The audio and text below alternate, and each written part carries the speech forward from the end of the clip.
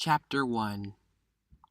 After the vast memory of being escorted off of the large boat due to the event of Phone 2 terminating the tour, the little amphibian has found himself back at his own mushroom bunker, slouching back on his very wanted couch and simply enjoying himself after not really remembering much about the cancellation. Shortly after, his unnoticeable ear has picked up a small chirping sound towards to the kitchen.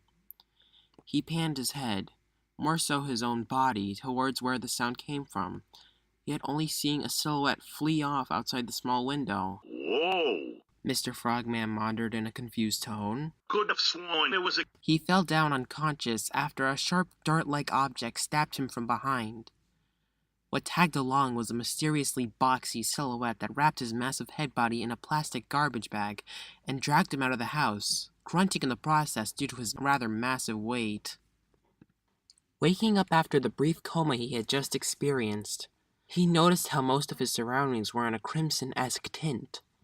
Attempting to scratch his back, he noticed a small plaster adhesed into the small stab he got earlier. That's kinda nice. But where am I? Frogman questions just so now.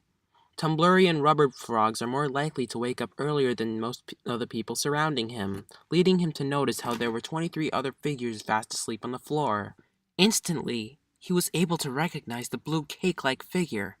It was passive-aggressive Cake. He wanted to greet her again after she had been a really great ally back in the tour, but didn't want to disturb her slumber. In the meantime, he took the chance to observe his likely competitors if this were a new season, to which it was, as it was stated by the loudspeaker that managed to awaken the competitors by shock. "Greetings, my darlings," said the voice in the loudspeaker, almost in an elegant manner. "As of now, you are all part of my newest season, Phone's Awesome Bash, or Fab to simplify, as it's just much more fabulous." Most of the competitors were groaning about their rude awakening. Some were questioning why they'd been trapped in a giant room with a plaster in the back of their bodies. Mr. Frogman simply paid attention to what was about to be said, knowing he's been given another chance that he didn't wish to lose. "So, darlings, your simple challenge is as easy as pie. Peck and pie, preferably. Tee. Anyways, you could see you're trapped in a room with a very ugly color." The dainty voice got interrupted by a rag plastic cup filled with a purplish red liquid.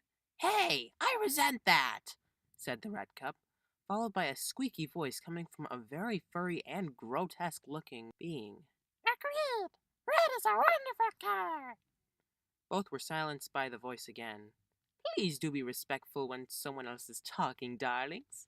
You need to listen to the rules if you wish to escape."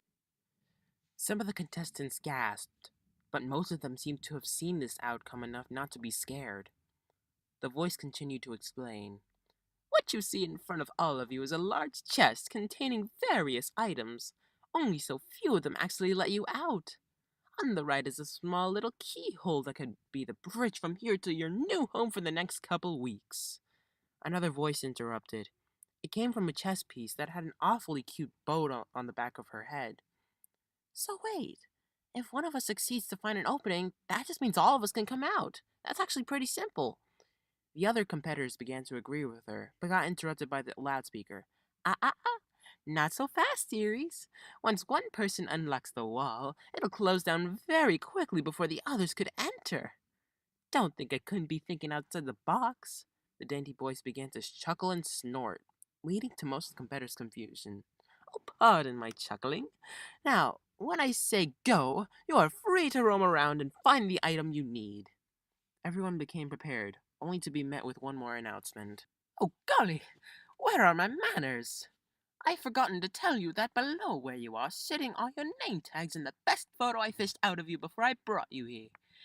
If you prefer to do little meetups instead, I can be fine with that as well." Everyone began to look down.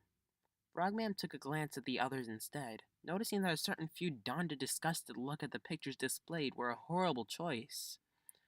Frogman, trying to lean upward, noticed that a few of the pictures were from their teenage years, detailed notably the pimples and dental imports. "Ready?" the voice announced. At that moment, everyone began to get prepared. Some honestly didn't care, while some acted as if this was the beginning of a marathon. set. Mr. Frogman actually had a different plan. He wished to observe his contestants as a first impression to know his rivals. Go! At that moment, a large portion of the contestants began to push and shove to open the chest. Others began to huddle up and meet like average people. A few certain people began to crawl inside a corner. As for Frogman, he just stood still and observed. Looking at the back corner, he noticed a potted plant looking rather nervous or gloomy. Next to the plant was a cookie that seems to be dressed with pecan icing. He couldn't put his finger on what type of cookie it was. He then contorted his body towards the following corner was a group sitting down, those being what appears to be an indigo backpack with red straps, a very friendly-looking watermelon that definitely has a supply of hair gel loafing around back at their home, a very small little purple diamond that appears to don a blank face, and a considerably vibrant glass of yellow and pink liquid that appears to enjoy the conversation. During the observance that Frogman was going by, he immediately got pelted by an object. It wasn't really a firm, bricky texture, but felt soft and fluffy.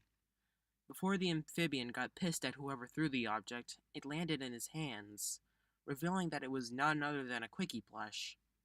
He looked across to find out that most of the competitors were lobbing most of the items on the floor.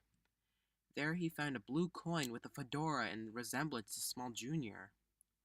Right next to him was a picture frame, and next to her was actually a familiar face. Mr. Frogman actually recognized Plank from before, but who kept them company was a small mushroom-like crown. What was next to them was an apparently crusty stick of rock candy, who looked very determined. He then began to observe what appears to be a fight going on between a battery with very exhausted eyes and a teal radio. Surrounding them was a concerned coffee cup, some sort of western pistol, an incredibly complex model of a music mini-station, and a small wide bottle with reeds in her head. Mr. Frogman became awfully nervous about his surroundings, since most of the people he was with back then did things. Someone poked his cheek from the back. Frogman turned around and figured it was someone who was going to punch him in the face.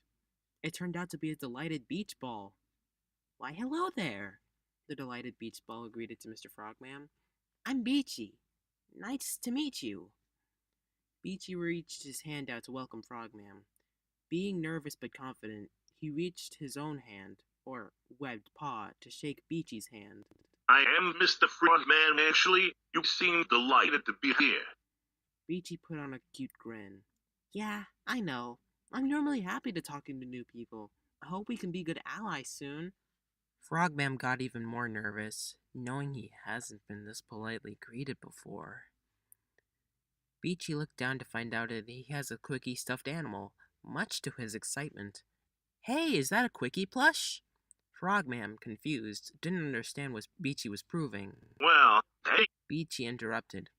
"I saw Confinement walk out of the room with one of those. That just means you could get out of here too." Realizing this, Frogman has just received the ticket out of this creepy and claustrophobic room. Oh, really? Beachy nodded in approval. Well, gosh. That was convenient. Thanks for telling me soon enough. Frogman thanked Beachy for being a great help, as he nearly walked out. "Wait, Frogman!" The amphibian stopped in his tracks. Is there something you need? Now. Beachy opened his arms and gave Frogman something he hasn't received in a long time. A hug. He didn't know how to react other than replying with a simple, Thanks, kiddo. Beachy let go of Frogman and let him pass to the exit. Frogman knew this was going to be a decent season, knowing now that he has finally got a decent friend.